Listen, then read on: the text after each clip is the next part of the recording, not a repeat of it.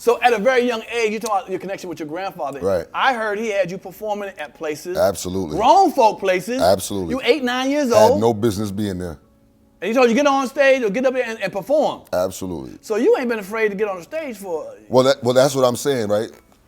Glory be to God, man. I'm telling you right now, when God is in your life and he puts you on a journey, you just got to trust him. Okay. And, you know, a lot of things that happened in my life previously didn't make sense to me, but now it makes sense. Right. You know what I'm saying? Like, you couldn't tell me I wasn't going to be a musician.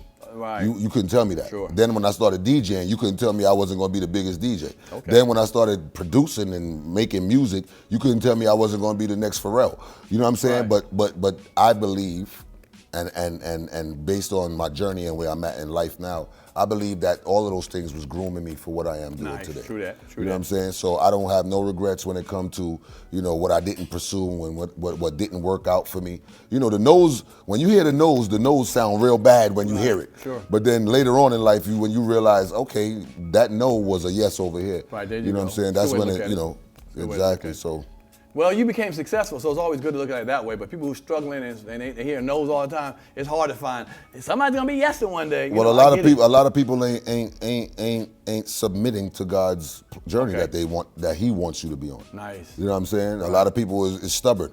You got gifts and you got talents. You might be the most talented dude in the room, but that might not be your gift. Nice. You understand what I'm saying? You might be you might have the nicest radio voice right now, but that might not be your gift. You might be the person who got to work at the Brave Stadium. Right, you know what I'm saying? An announcer or whatever. You know what I mean? So we just got to just search within ourselves, and that, you know, that's kind of what happened with the music industry too.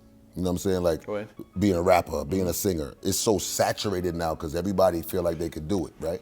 And that's the same thing that's happening with comedy now. Come on now. Everybody's saturating comedy now, so that it's like, you know, everybody's a comedian. Right. You know what I'm saying? I've been to comedy clubs where they say they comedians, but they not doing stand-up. Come on now. They sitting on a chair doing a live podcast. Don't do that. You know what I'm saying? That's not the structure of stand-up. You know what I mean? So, I mean, you know, people just trying to capitalize and just trying to, you know, hustle out the business and really don't got the love for it as being a stand-up comedian. And I think that's what is always going to differentiate the real from the ones that just hustle. I appreciate you saying that too, because, you know, club owners are at the point, it's a money-making thing. Oh, yeah, so absolutely. if you can just do arm farts or sit down or put a wig on or whatever it is on stage and come back with another outfit on and you packing the club up, these comedy club owners don't care no more. They just want to make some money opposed to putting some good acts. And I understand it because if a good act maybe don't sell out all the shows, it's a business. Right. So I try to tell my friends who are good acts, find a way to get your name out bigger. You're on the Absolutely. internet. Do it because you deserve to be on. I feel like a lot of the veteran comedians are stubborn to internet and stuff like that because they came in through that era where they was in the Comedy Cellar, where they was in Caroline's, there was all of these, you know, places, and that's how they got their structure through there, right? So they like, man, I ain't got time to be sitting on no damn internet and telling nobody this and telling nobody that. But you got to understand that if you want to be relevant, you have to move with the time, right? Right. When I was a DJ, you know, we started off with wax records. You know what I'm saying? It was records in crates. Right. Then it moved from records to CDs. Then it moved from CDs to laptops. So I mean, if you wanted to be relevant in that business, you had to move with that time. You gonna sit here and still play records? Right. And then be mad at everybody that got laptops? I got 1,000 songs. You know, I got 10,000 songs in this laptop, and you got 1,000 records. Right. What is that thing they have, a Serato or something like that? Serato, yeah. Yeah, I remember hearing that from DJs and stuff. Absolutely. Yeah. I mean, you know, technology is going to do its thing. Okay, right. You know what I'm saying? And I tell people all the time, you know, as far as social media is concerned, I tell people, like, you know, it's a tool. Okay. It's either you going to use it as a tool or it's going to use you as a tool. You know what I'm saying? I'm not here to be showing you what I had for lunch. I'm not here to show you who I'm dating. I'm not here to show you what my car look like. I'm here to let you know where's my next show.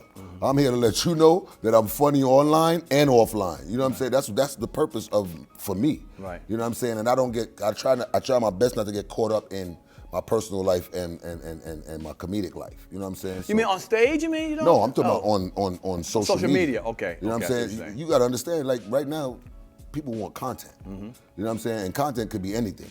However, I'm in control of what I'm giving you. You understand what I'm saying? So at the end of the day, I use it as a tool.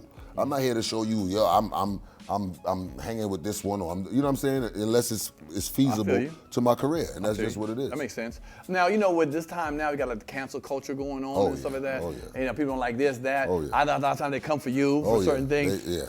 What's your way to handle that? I say this, man. Like I said before, God is in control of all things, right? Okay. That's at the forefront of anything I do. Okay. Secondly, I created this journey. I jumped on this journey and created this for myself, right? Okay. With the help of God, right? Mm-hmm. And at the end of the day, you can't stop. There's nobody that could stop me, especially when we have this tool called social media, right? So back in the days, if you wanted to become a rapper, you had to go submit your demo tape. You know what I'm saying? If you want to be an actor, you had to go to auditions. If you know what I'm saying? We have it in our hands right now. Every day we have this device in our hands that I can reach whoever I need to reach to show my talents or show what I do. But some people can cancel you off that. Like YouTube can stop, Instagram can block your account and all that kind of stuff. Yeah, but I mean, that's different. If social media is canceling you, then that's different. I'm talking about the people. Okay, regular people. Okay, I get right? Because there's this cancel culture that people feel like they can cancel you. You gotta understand. Right. First of all, I don't respect the cancel culture because it's any little thing. It's trying to please somebody. It's being accused of something. It's not even being found guilty. It's being somebody said this about you and you're done, right? So it's not even. At one point it used to be, all right, cool. We know that you've been doing this, so now it's trying to cancel you. But now it's like the littlest thing you hear is like, nah, we done with him. And you got to understand the time and dedication that it takes for somebody to be in this business. A lot of people is on this journey that haven't made $1 for the last 10, 15, 20 years. Now they get their break and society sees them and he says one thing or does one thing and it's like, yo, get rid of him. This is this person's whole life. Right. You understand what I'm saying? And life is filled with mistakes. People make mistakes all day. And people get chastised for their mistakes. But at the end of the day, do I say, all right, cancel him for life now? Do I say his children shouldn't eat? Should I say he should lose his house and his cars? No, I'm never gonna agree with that. Right. You know what I mean? So at the end of it, depending on the severity. Let me put that there. Okay, but because people like to misconstrue words. So so you're right, but some people act like every little small thing is severity. Right, any little thing. That's one of the reasons, I'm gonna keep it 100 with you.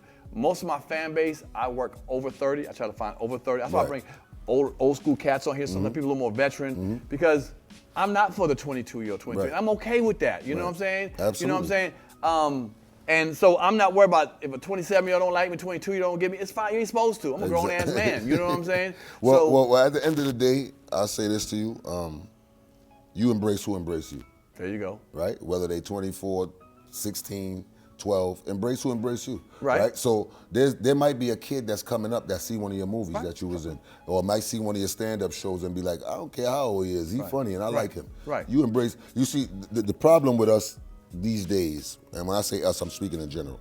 The problem with us as entertainers these days, we love to entertain the negative and don't entertain the positive. We might put up a post and you might have 300 people that say, oh, I like this post, it's cool. But the 2 people that said, that outfit is corny or you ugly, we on their ass. Right. You know what I'm saying? Oh, who you? Let me meet me where, you know what I'm saying? So I had to learn that too. Like, you gotta understand, bro. Social media has given the cornballs a seat at the table. Right, the worst. A voice. You think about the lunchroom when we was in high school. Come on now. Right. If you wasn't a cool cat or a cool dude, or you wasn't, one of those guys, you couldn't sit at this lunch table. Sure. That is what social media has done. Allowed the cornballs to sit at the cool cat's table. Right? And at the end of the day, if you're one of the cool dudes, you're not supposed to be entertaining the bozos. You know what I'm saying? And like I said, I had to learn that the hard way too. Like, I'm not entertaining none of that negative nothing. I don't got no response for you. I don't have a rebuttal, none of that. Good stuff. You know, you just do what you do, and I'm gonna do what I do. That's good stuff. Now let me clarify this. I don't have a problem with under 30. I just don't go serve them. I don't go looking for their approval. Right. Now, if a 25-year-old think I'm groovy and funny and cool and shit, come on, brother, hang with me. If you're gonna use the word groovy, he not going. Not if you use groovy. If a 25-year-old likes what I do and thinks I'm... Think you lit? If you think you lit? No, if lit, nigga, that's a couple years back now, man, homie.